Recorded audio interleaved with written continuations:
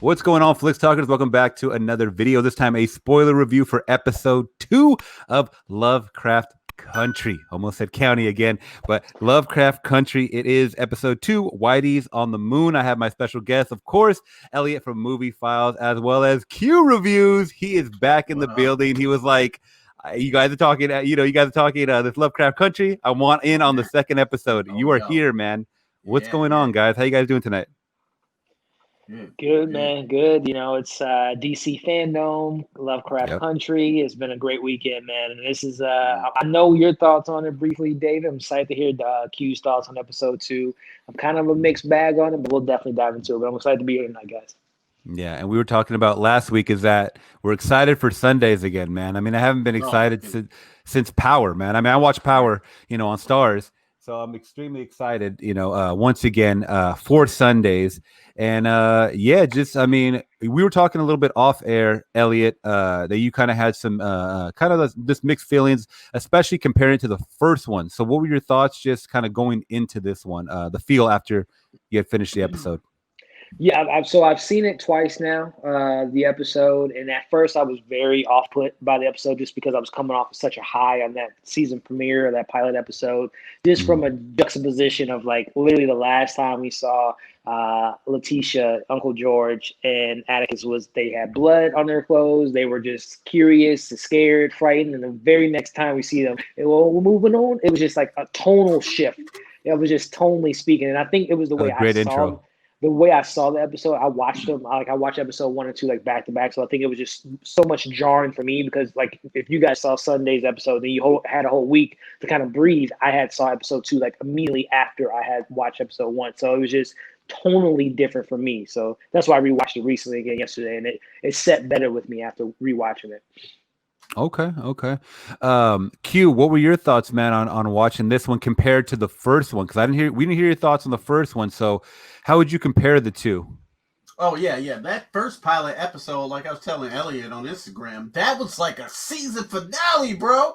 I was like, okay, you're not holding back on the special effects. You got Jonathan Majors, who's probably one of the best actors out right now. That dude is fire. You know what I'm saying? All the actors, you know what I'm saying? And seeing this African-American cast that, you know what I'm saying, that are playing the lead in this Jim Crow era. It's like a story that I haven't seen too much on screen before. We used to our, same old protagonists here, but this was something different, something was fresh, and I was loving that first episode. And I totally forgot that it was monsters. I wasn't thinking about monsters in the first episode. And I was thinking about these racist ass cops with the sundown town. You know what I'm saying? Like, oh, are they gonna get away? And of course they don't get away, and the monsters show up, and it's just like dust. It's that tonal shift, like a dust till dawn. Like, oh, stuff just hit the fan, dude. And it was just, from a horror, enthusiast coming from that and seeing the production value and the blood carnage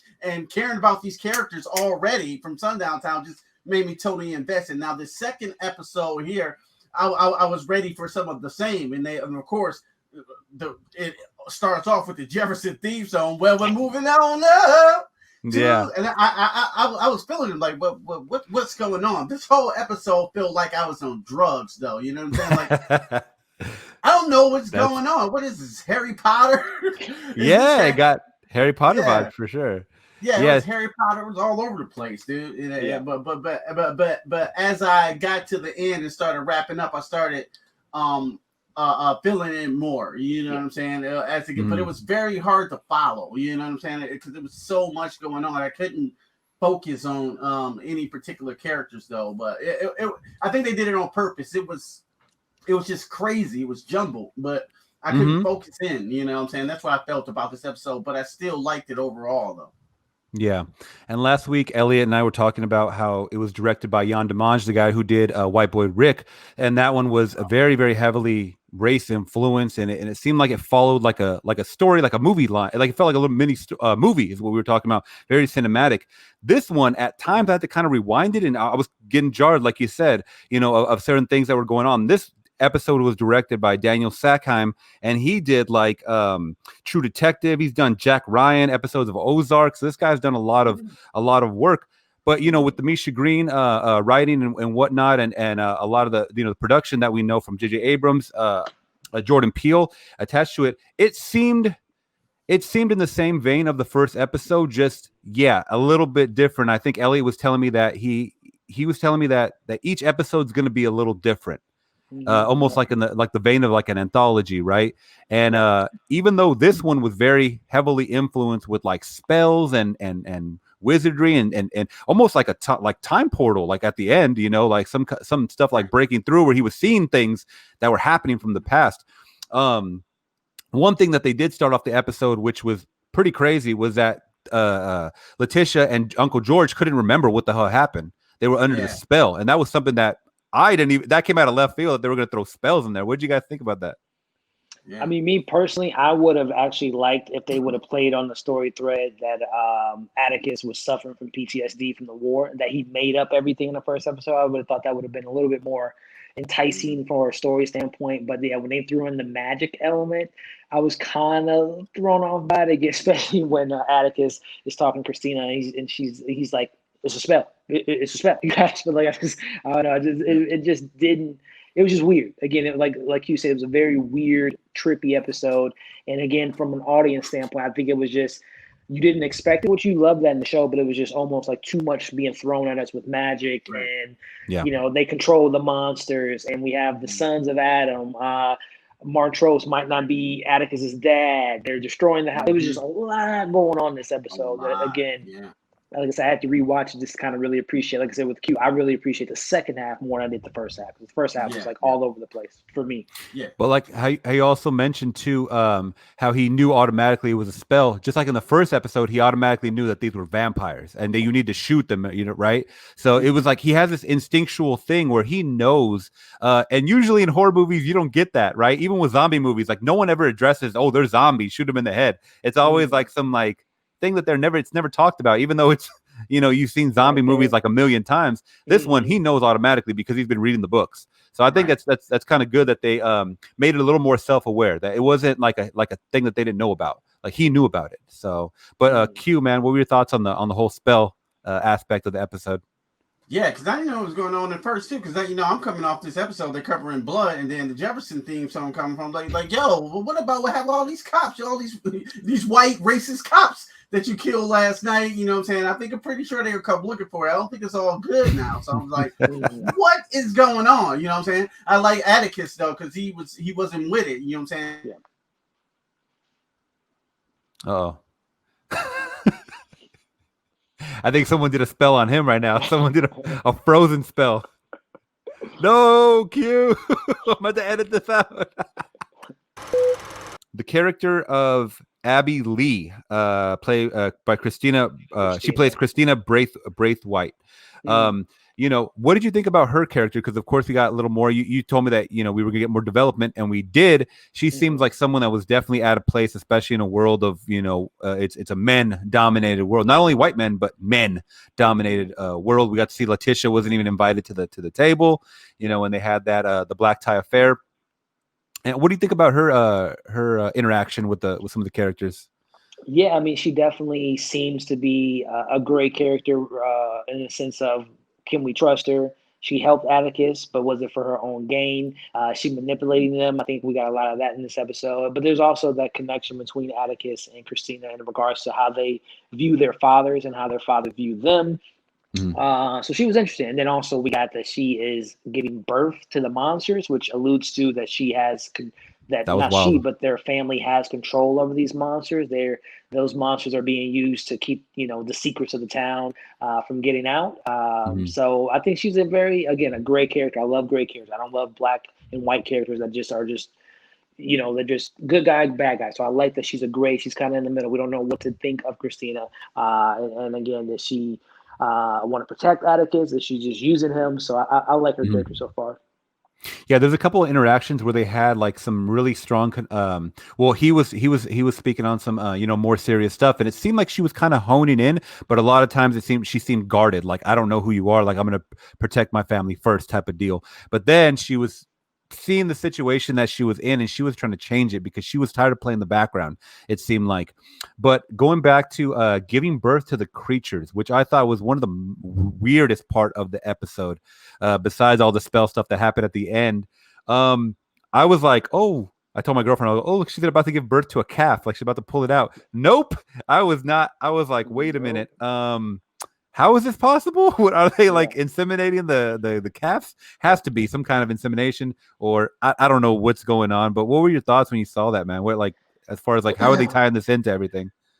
Again, like that first half for me was just so jarring in the sense of, well, not jarring, just confusing.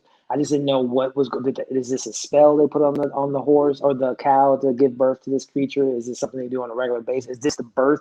You had mentioned last week in last week's episode, like the different variations on the monsters. Is it like do all monsters come from the cow? Do some come from other creatures that they have in their farm? So I thought it was the placement of that particular scene was very interesting. But I think the implications of showing that they give birth to these creatures and they control these creatures with the whistles and all that. So this kind of shows you again that they have more than meets the eye when it comes to this family here. Yeah, very well said. I mean, I guess initially, if you think about it, they do need some kind of host to birth these things, right? So, I mean, if it's not going to be a human, well, I don't know how they would even birth that. But so it would need to be something big enough to host that kind of creature, whatever it may be. And that has me also thinking, back to the first episode. They said they were vampires. Well, at least Atticus said it was more vampire-like. But when they're birthed, it's not really like vampires. It's something else. It's definitely something conjured up from the mind of Lovecraft, man. That's just, it could be two things. It could be just a whole completely different new creation that we're not used to. But the way it looked like a bean pod almost, like the body looked like a bean pod / like aliens from, the Alien franchise. But it's very interesting. But yeah, I want to tackle the whole pretty much the birthright or Atticus's his lineage, as far as when they do find out that he is the great grandson of Titus Birthright. That character there. So once we see him, and then we get that room where he just starts doing his spell, man. He just starts going all out, Black Adam style, man. The Samuel character, Samuel Birthright. With him as well. But yeah, that whole scene right there, once we saw the breakthrough of pretty much he was conjuring up like it was almost like a vision. I don't think it was, but it was interesting because she could see him, but at the same time she disappears, and that causes the whole thing. But then we get to see them turn to stone, which I was not expecting, because I was expecting these characters to go along a couple more episodes. But then when you kind of were like, it might be different every episode, I was like, okay, then they killed them all for a reason, and they got out of the house for a reason, all of them, until we get to the end, obviously. But what was your thoughts on just seeing him pretty much go just super Harry Potter on him?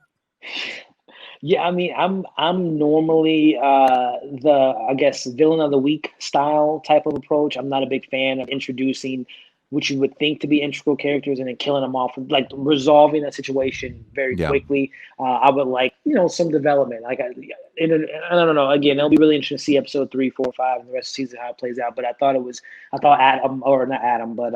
Samuel was going to be more of an integral part to this show, especially the sons of Adam. But it seems like they're all wiped out as well, except for Christina and her whatever William is to her.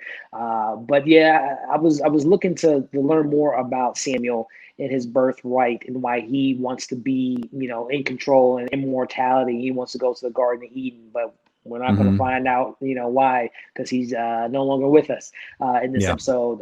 But no, I thought that the whole exposition of like him, playing out Adams and Eve and how he wants to, again, this title being Whitey's on the Moon, how the white man wants to use the black man to get the end goal, right? And then kind of plays the title of the meaning of Whitey on the Moon, Whitey's on the Moon. So very interesting character. I think that we're going to get more of his storyline through Christina. This is the last time that we saw him and the sons of Adam. So yeah, I wish we would have got more from him. But like I said, I think Christina is going to be that main thread as far as like the person that we're going to learn more about, the Birthright family and their whole situation. And once again, like you said, White in the Moon, we get our title pretty much in the like an overlay of it almost sounded like a comedy skit or something that's from like a live album or something, when he was doing the spell, and then we got the guy kind of doing the talk track, almost like the introduction from the episode 1, where they were doing like the old like radio voice, like it was like the talking track over the action that was happening, right? So the way they're placing all of this like over things, like layering them, is very creative and very different. It makes you start thinking, about a whole bunch of different things. But we get to see Jamie Chung again, who played by she plays Gia, and once again in a wild drug induced, almost like I don't know, something's going on in your mind type of sequence, right? Where I wouldn't say it's your wildest dreams, but for Letitia, it seemed like her wildest dreams were kind of coming true. I mean, she got with Tick, as well as George was with his wife. So I mean, in their cases, they were getting a better dream than what Atticus was getting. He was getting a nightmare, right?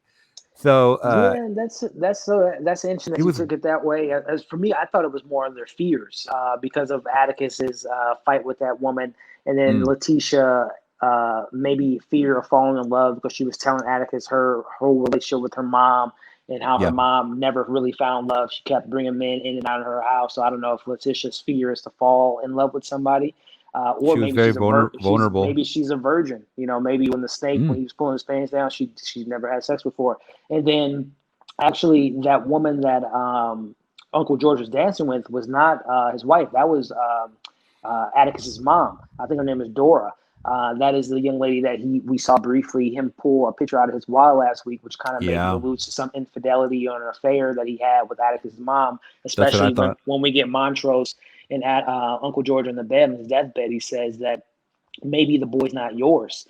So there is some maybe Uncle George is Atticus's father. Maybe Atticus was born out of some type of magic, and then that explains maybe his ability. So yeah, I think that whole sequence was just, again, and also Uncle George alludes to that they're trying to scare you. So I think that whole like fear in your head trying to break you down was kind of that whole kind of underline and trying to break the characters. Well, also too, it gets me thinking about the first episode. I mean, we get to see George. He has his own company called well, I don't remember what it's called, but I remember there was a sign that said "Safe Negro Travel" on the front. So we got yeah, exactly. Yeah, exactly. The Green Book, exactly. So we get to see that he has traveled pretty much the country, of these safe passages, and he just talks about Arkham. But has he possibly been there? Did something happen to him that he wasn't remembering about? What is his backstory? So, like you said, that could have some possible mystery. And I don't think this is gonna be the last time we see him or hear about him. Could be a possible flashback. I don't know, but some other things going on where it alludes to maybe him knowing something about that area before they got there, before him and Tick got there. So I thought that was very interesting. And like you said, I played on their fears, because at first I did get that, but then I'm like, well, they're kind of getting some pleasing things going on, George and Letitia, until the snake came out. I was like, I told my girl, I was like, man, of course it would be a snake, right? But then that kind of brings out the whole the Adam and Eve thing too that they were talking about, with about the snake and stuff. But it's still interesting to see what Jamie Chung's character is in this. At least for me, I can't decipher it. So I would love to, And then, of course, the demise of Uncle George, which I didn't understand how it happened, because I thought, was it almost a thing like, because Letitia was revived, she came back, and then she ran out of the room, and then it seemed like it seemed like they were progressively getting better, just slower, I guess, and then maybe he didn't get out, maybe he didn't just fully recover. That's kind of what I got from it.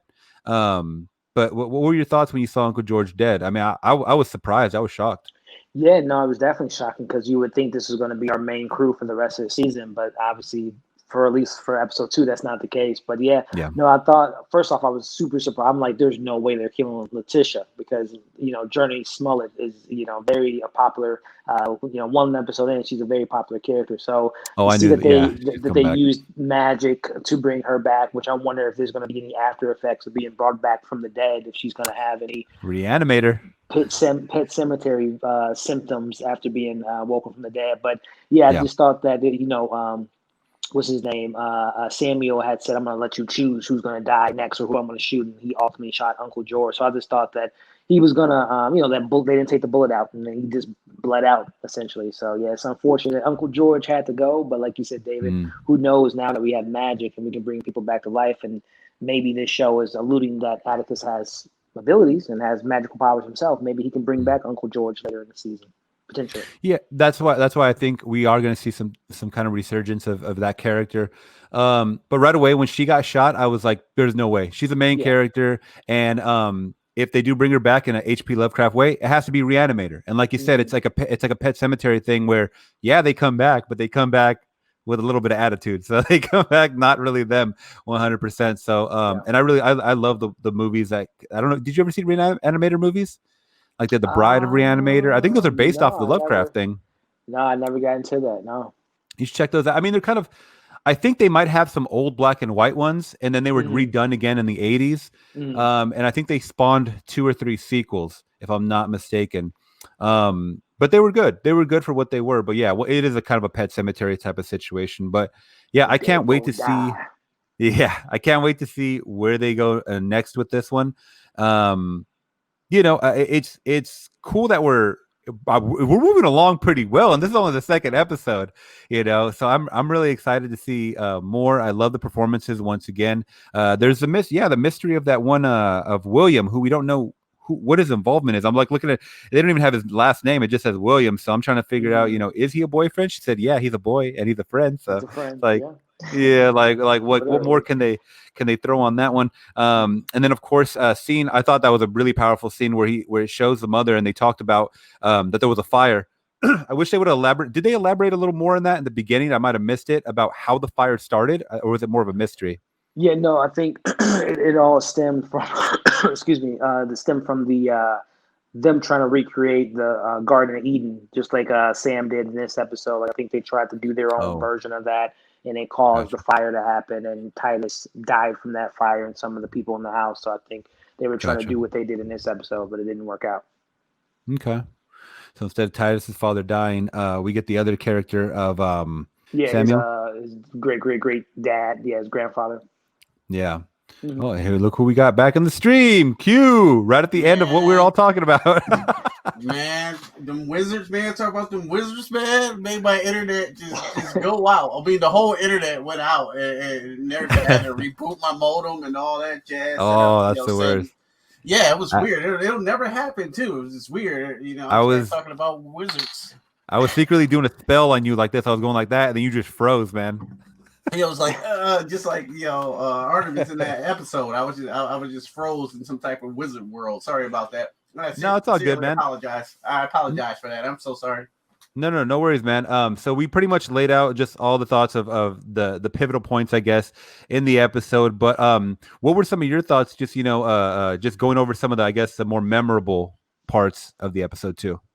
Oh yeah, I guess when Uncle George died, I mean that one got me in the feels there. That one, and seeing the actor Jonathan Majors played that sense of loss, and just the look in his face, like he was just here a second ago, and and you knew too.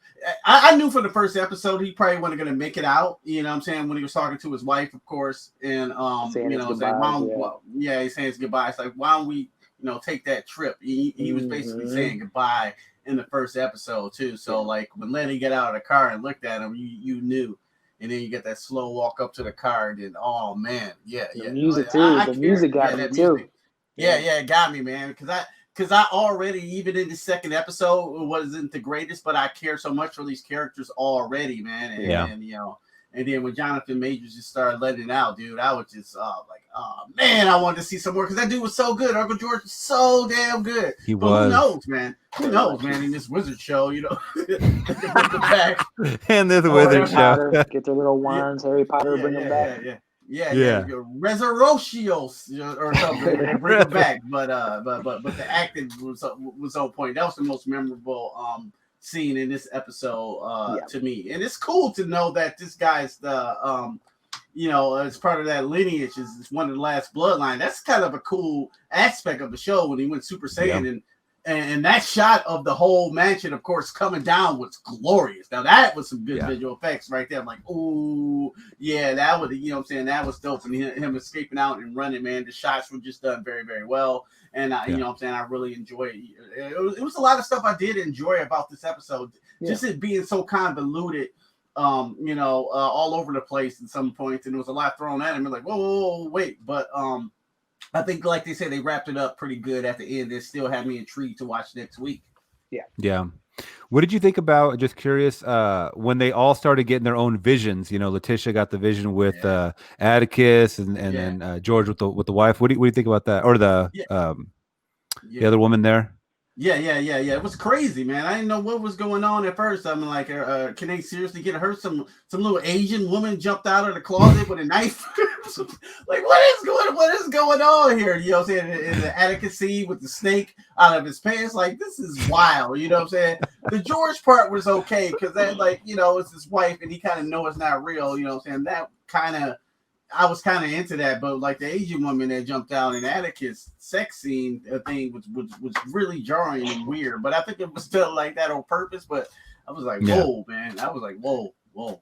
Yeah, we're talking about that could be possibly their worst fears.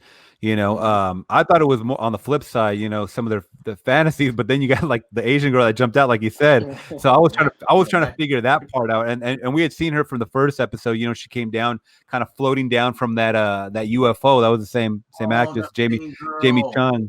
Yeah. Okay. And I'm pretty sure it was the same girl on the phone too. When he called South Korea. Yeah. Man, so no, I didn't peep that. Nice. Yes. So we're gonna get more of her, obviously, and we're just getting little snippets of she was a huge part of his being over there, in South Korea. So I can't wait to see what that becomes, but that was a pretty crazy scene, man. And yeah, like you said, when he went super, I called it Super Harry Potter, where he just started doing the wizard.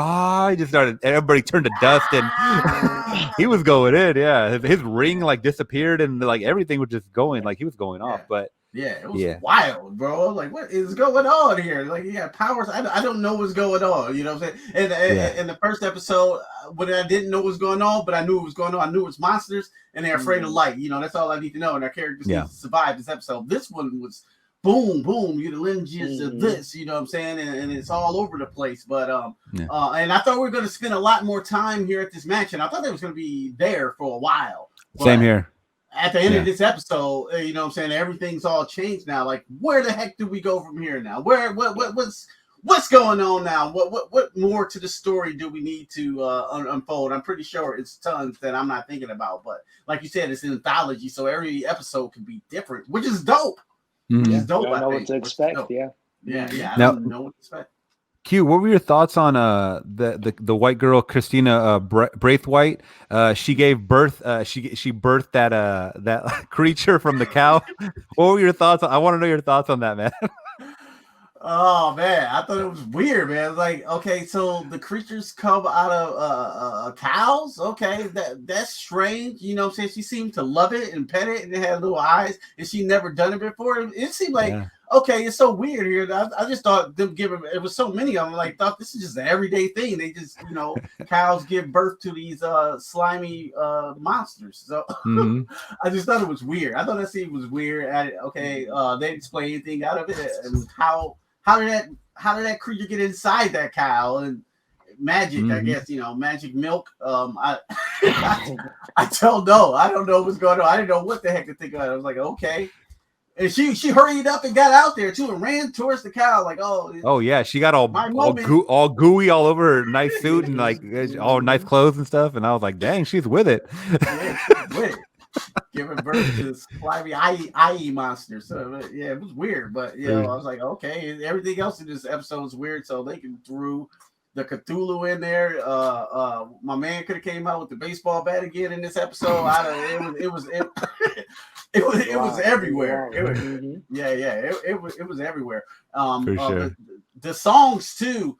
I thought they were taking me out the modern day songs, but I find some of them to work and to give it the more unique fresh take, but I still don't know 100% how I feel about it. I did love the Jefferson song there, and the Marilyn Manson song kind of fit with the scene. But how you guys feel about that music? You know, that being in the time for it. Thank you for reminding me, because Elliott, I brought that up last time. That well, in the first episode we got like some, the whole lot of shaking going on, and then we jumped to like a trap beat, like some modern rap like beat, and it for me it sucks me out. But Elliott said he was fine. I think he said you were fine with it, right? Like it doesn't really take too much away from the.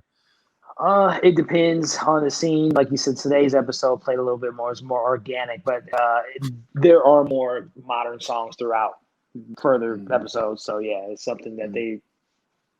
But how do you? Depending on how you take it. You get some WAP. You get the WAP coming up. Yeah. As soon as I hear that, man, I don't know how I'm gonna feel about that.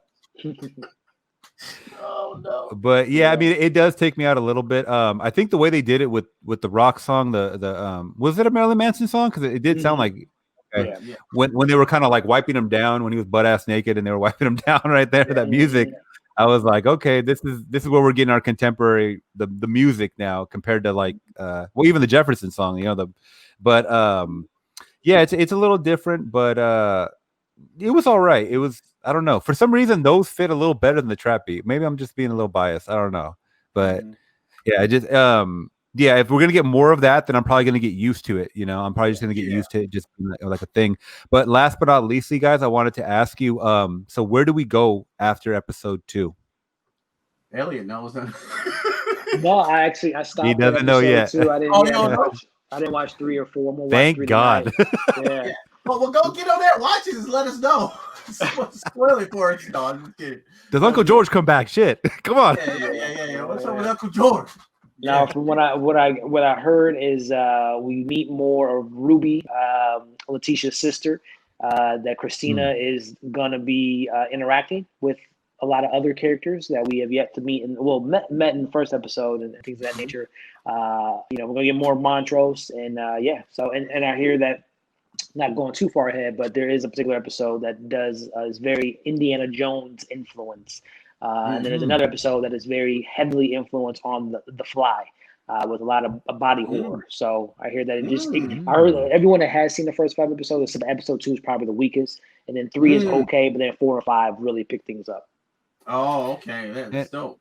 Real quick before I ask you, Q, about your thoughts for episode 3, what do you think of Montrose so far? Montrose Freeman. We got we halfway in. We finally see him, and then we see his interaction with the brother, obviously, and he does talk about his past a little bit, that it was an abusive past he had and stuff like that, and that's kind of like his excuse for taking it out on his kid, But what do you think about Montrose so far?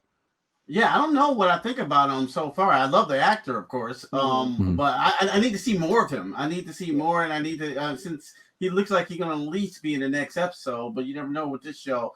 I gotta fill him out more, because it didn't seem like he was filling his son, like when he was talking about the letter that he wrote. I ain't write you no letter, what I'm saying? I told you not to come here. And I didn't like it. It seemed like he was a very distant dad. Of course, we know that from the first episode, though, but like I like to see where his heart is, though. He didn't show a lot of heart in this episode, except when he was holding his brother or whatever. But I want to ride with his character, because I'm riding with the rest. That's why I was hurt when Uncle George died in episode 2. It's like, oh man, so now Uncle George, that was the homie. You know what I'm saying? Like, oh man, not so soon, not so soon. Even I thought Letty, I'm like, y'all bet that killed pretty ass Letty in this episode, not yet, what I'm saying? That hurt, what I'm saying? Exactly. But I need more. I think we're gonna see some more of him. We get more of his character, because right now I'm not really on his side completely yet. I got to see more of his character. Okay, and then finally, what do you think we're gonna get from episode 3? You think we're gonna get a new episode? Do you think there's gonna kind of maybe tie in, I don't know, some storyline with the episode 2 a little bit, or what do you think? Are we gonna get more racist cops? Oh yeah. I think racism will still be there, just we dealing with this Jim Crow era here. But episode 2, after they leave this place, I don't know where they're headed. I kind of seen a little sneak peek after HBO Max is looking like they're going back towards home or somewhere. Like I gotta look again. I'm not. I try not to watch. I try not to watch those. That's too much of a teaser for me. I can't do it. I can't do it.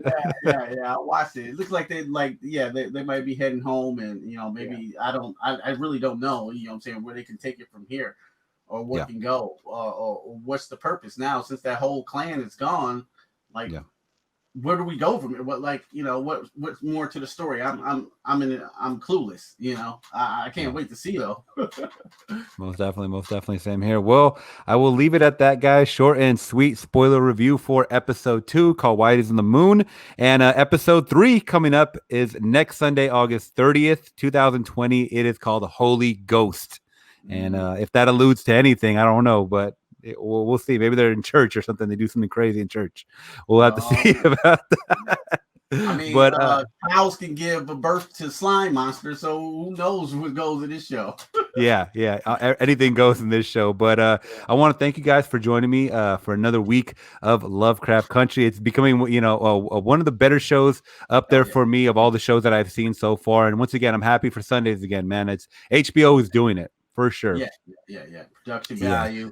This cast, man, the producers on this thing, I'm just highly excited, and thank you so much for letting me join the spoiler talk. You know what I'm saying, when it comes to things like this horror, and I really enjoy talking about it, so I really appreciate being with what I'm saying, the Master Dave and the Master Elliott, just being a part of this podcast.